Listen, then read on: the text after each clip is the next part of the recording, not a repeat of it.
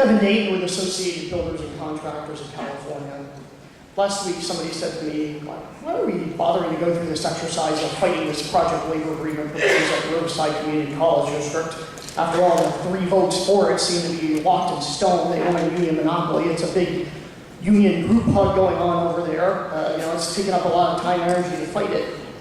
Well, I said, there's a couple reasons why we want to fight it. First of all, I think we owe it to all the contractors and workers from Riverside County who aren't going to be working here at this college anymore after the PLA passes, and we have to be here and fight for their rights. I hope all of them who are here know now what local government is like.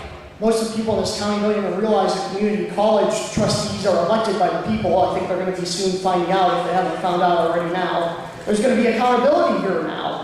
So that's why we need to be here. In addition, who's paying for this work anyway for Measure C? Is it the unions paying for it out of their underfunded pension funds? No, there was something passed called Measure C, and that money comes from the people, the taxpayers, the people who are hardly mentioned at all tonight.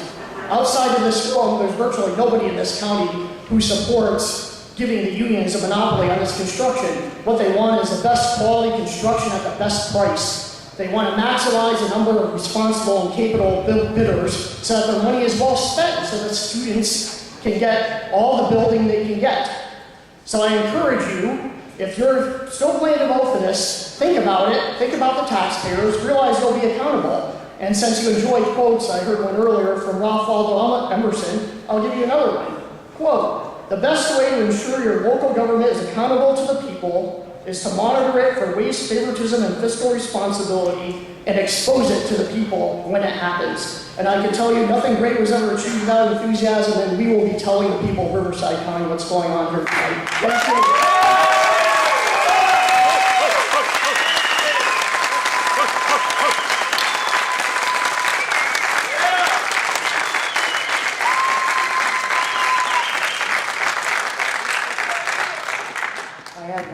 I'm not sure if it's on this topic or not. Tom Gutierrez.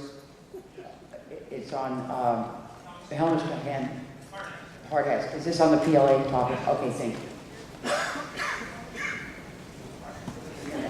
Yes. And after that will be Colette Lee, Glenn Rowden, Stan Soso, and Michael Francesca. Good evening, ladies and gentlemen. I'm here on behalf of veterans. Hiring vets, and that's my sole purpose for being here. The regional director wasn't able to come, so he called me a couple of nights ago and asked me if I'd come down and speak on the veterans.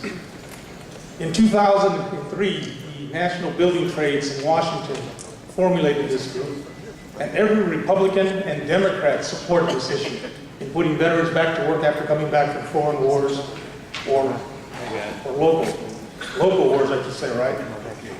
In the year 2007, the building trades put 1,600 service men and women back to work.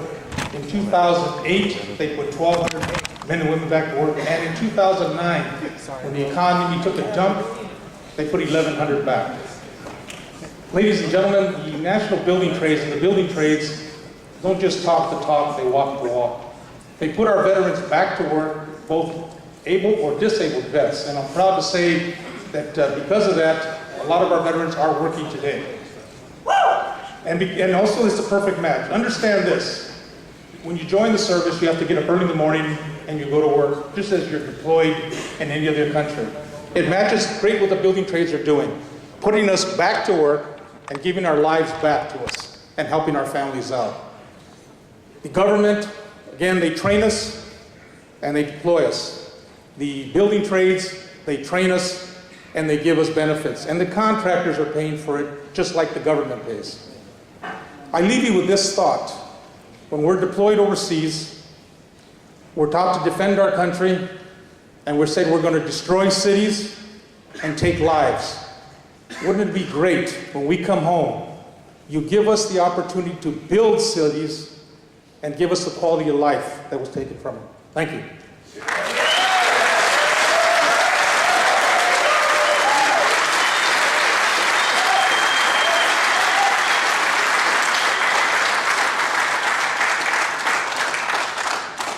Colette Lee.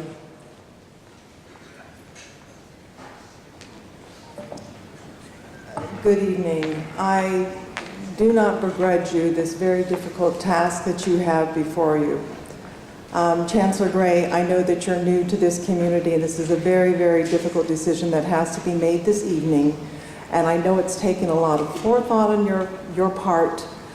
And I must say, it is very difficult for me right now to get up here and speak. It's an emotionally charged topic for union and non-union members. But I think what you have to realize is that Measure C, what I voted on, was to support education. It was not to support union or non-union labor. It is very, very important that you carefully consider the vote that you make this evening. I'm a regular citizen. I'm a small business owner. I'm struggling just like everyone else in this room is. I am not getting any preferential treatment. I want fairness. I want a level playing field. Everybody wants a job. Give everybody the right. First of all, this is not an applause meter time. You have individuals in this audience who are representing specific interest groups. What about the taxpayers? What about the citizens that voted you into office? Lastly,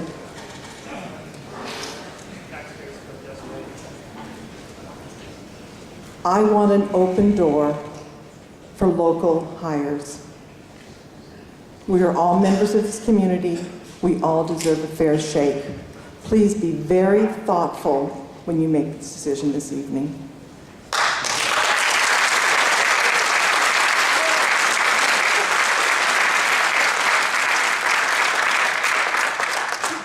Glenn Rowden.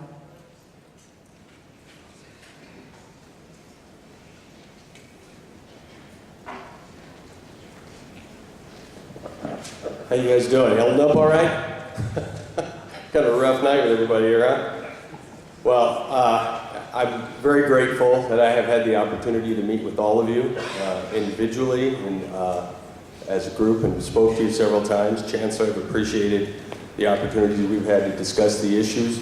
You've heard many of them tonight several times, and I'm going to just reiterate a couple points. I am opposed to the project labor agreement as it is written. I'm opposed to project labor agreements, period. However, if you are going to consider a project labor agreement, you've got to change the language as we discussed, and I know that you've got some very specific points from us that we've asked for. All apprenticeship programs should be treated the same, period. All bona fide benefit programs should be treated the same, period. If you're not currently a member of the union, you should not have to be affiliated with the union. And if you are not affiliated with the union, you shouldn't have to pay union dues. Those are the four things that we brought to your attention. Those are very serious issues, but they are very fair issues. Everyone in this room can operate the same as they need to operate with those issues being considered that way. Everyone can, okay? I got to give a shout out to my Champion Electric employees, because I got a lot of employees here. They are great people, they are hard workers, and I would put them up against anybody, anywhere, anytime, okay? We should have the opportunity, under the way that we currently do things, to bid on this project, on any project that's going to come up for RCC. If you put in a project labor agreement like you're talking about, it will change the way we do business. Yes, we could bid it, but it will change the way we do business, and we would have to hire people that currently don't work for us, and I don't know where they would come from, okay? I've been on a lot of jobs with union contractors locally who came from Texas, who came from Utah, who came from other places. So the local hire is not just one side of the fence or the other.